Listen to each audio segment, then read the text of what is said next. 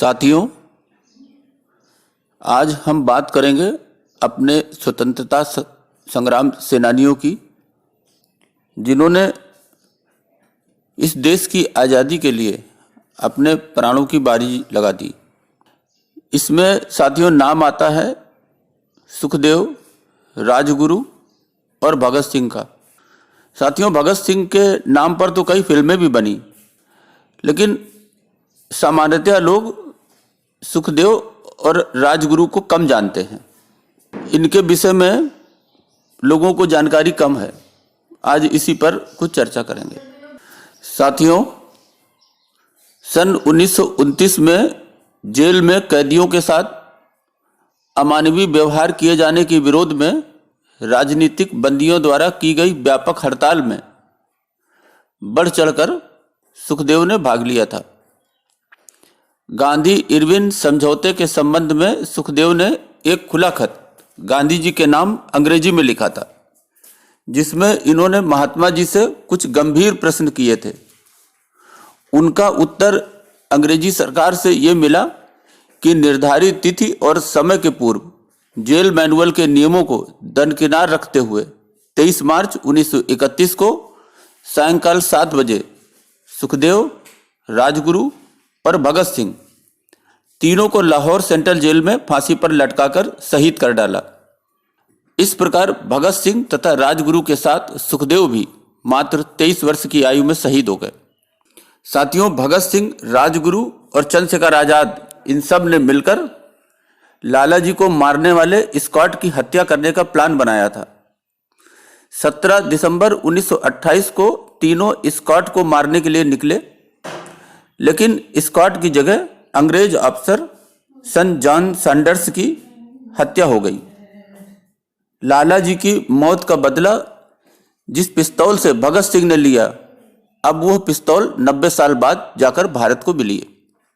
साथियों, लाहौर में 30 अक्टूबर 1928 को एक बड़ी घटना घटी, जब लाला लाजपत राय के नेतृत्व में साइमन कमीशन का विरोध कर रहे युवाओं को बेरहमी से पीटा गया। पुलिस ने लाला लाजपत राय की छाती पर निर्ममता से लाठियां बरसाईं और जिससे वो बुरी तरह घायल हो गए, और इस कारण 17 नवंबर 1928 को उनकी मौत हो गई। इस लाठीचार्ज का आदेश क्रूर सुपरिंटेंडेंट जेम्स स्कॉट ने दिया था।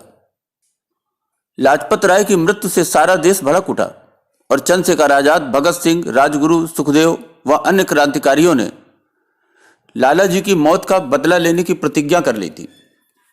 साथियों, लाला जी की शहीद होने के ठीक एक माह बाद 17 दिसंबर 1928 के दिन स्कॉट की हत्या के लिए निर्धारित किया गया था।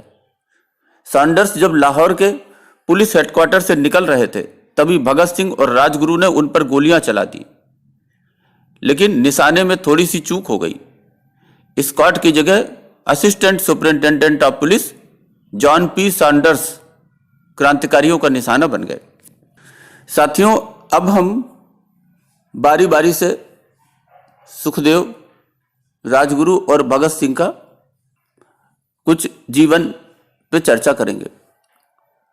साथियों, सुखदेव थापर जो हैं, उनका पूरा नाम सुखदेव थापर था। इनका जन्म पंजाब के शहर लुधियाना में एक हिंदू परिवार श्रीयुत रामलाल थापर व श्रीमती रल्ली देवी के घर पे सन 1964 के बैसाख मास में शुक्ल पक्ष की तृतीया के तदनुसार 15 मई 1907 को उपरांत 11:15 बजे हुआ था।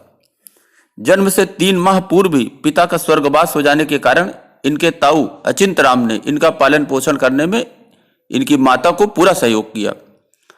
सुखदेव की ताई जी ने इन्हें अपने पुत्र की तरह पाला।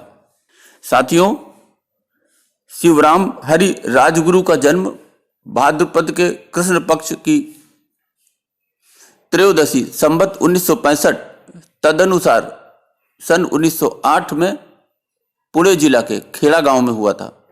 6 वर्ष की आयु में पिता का निधन हो जाने से बहुत छोटी उम्र में ही ये वाराणसी विद्याध्ययन करने एवं संस्कृत सीखने आ गए थे।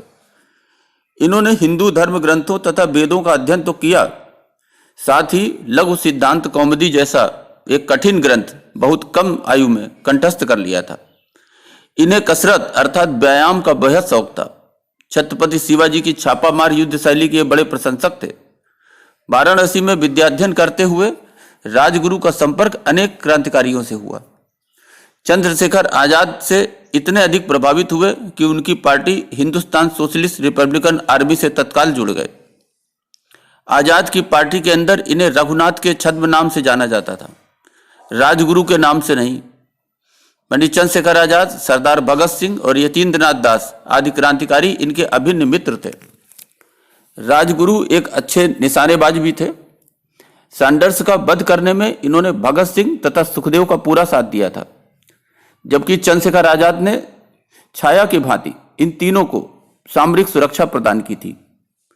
23 मार्च 1931 को इन्होंने भगत सिंह तथा सुखदेव के साथ लाहौर सेंट्रल जेल में फांसी के तख्ते पर झूलकर अपने नाम को हिंदुस्तान के अमर शहीदियों की सूची में अहमियत के साथ दर्ज करा दिया।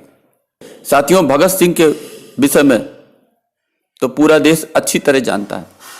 इनकी कई फिल्में आई, उनमें इनके चरित्र को, इनके देश प्रेम को अच्छी तरह दिखाया गया। साथियों, इसीलिए अभी के लिए बस इतना ही। धन्यवाद।